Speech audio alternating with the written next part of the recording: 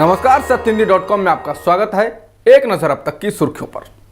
पश्चिम Bengal BJP की बैठक में बड़ी तादाद में विधायकों के शामिल नहीं होने से कई सवाल उठने लगे हैं। ये पूछा जाने लगा है कि क्या बीजेपी विधायक पार्टी छोड़कर टीएमसी में लौटना चाहते हैं। बुधवार को कोलकाता में हुई बीजेपी की बैठक में राष्ट्रीय उपाध्यक्ष मुकुल राय के शामिल न होने से अटकलों का बाजार और गर्म हो गया और कहा जा रहा है कि राज्य बीजेपी में मचा तूफान अब निर्णायक मोड़ पर पहुंच चुका है। मुकुल राय कोलकाता शहर में मौजूद रहने के बावजूद बैठक में नहीं गए।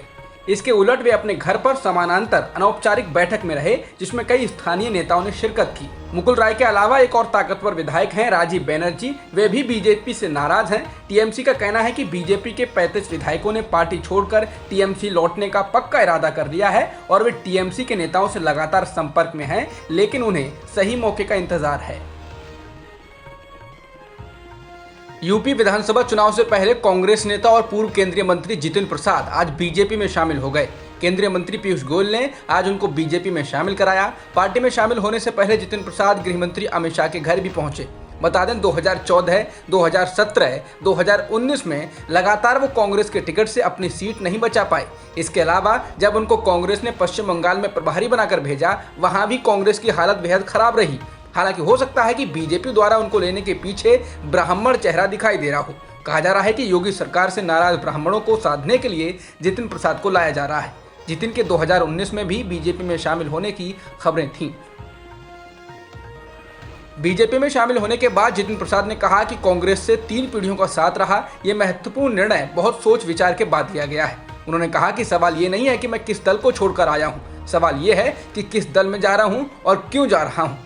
प्रसाद ने कहा कि अगर आप अपने लोगों के काम नहीं आ सकते तो आपकी राजनीति और उस दल में रहने का क्या औचित्य है। इसलिए मुझे महसूस होने लगा कि मैं कांग्रेस में नहीं रह सकूंगा। जितिन प्रसाद ने कहा कि मौजूदा वक्त में अगर कोई सही मायने में पार्टी है तो वो बीजेपी है, बाकी दल तो व्यक्ति विशेष और क्षेत्र के होकर रह गए हैं।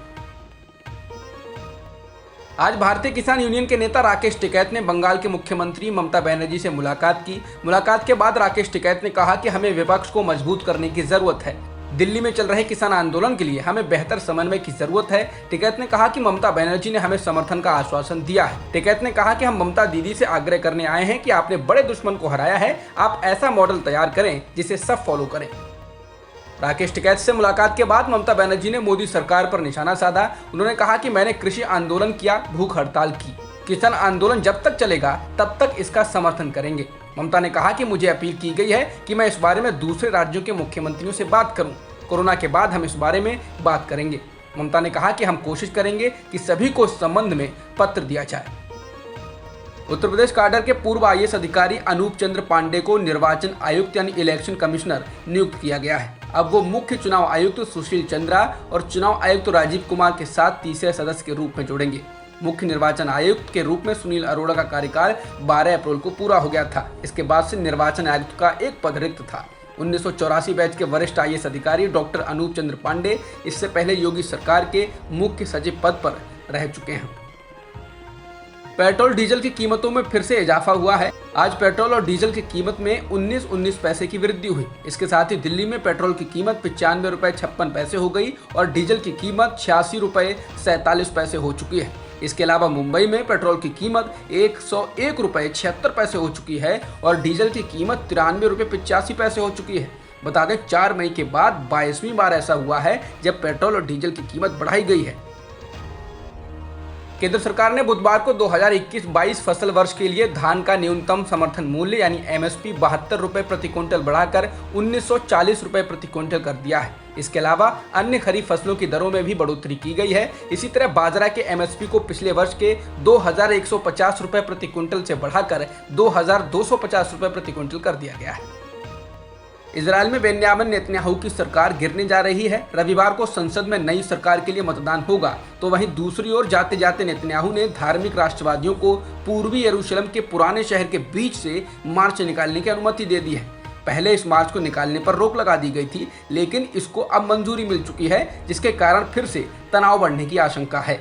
यरूशलेम के मुस्लिम क्वार्टर से ये मार्च पहले गुरुवार को निकलने वाला था, लेकिन पुलिस ने असली रूट को खारिज कर दिया था। लेकिन अब ये मार्च मंगलवार को निकलेगा।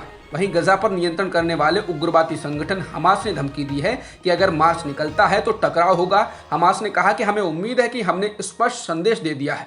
अब तक की खबरों में इतना ही। बाकी खबरों के लिए बने रहिए सत्यहिंदी.com के साथ। सत्य हिंदी का ऐप डाउनलोड करें गूगल प्ले स्टोर पर।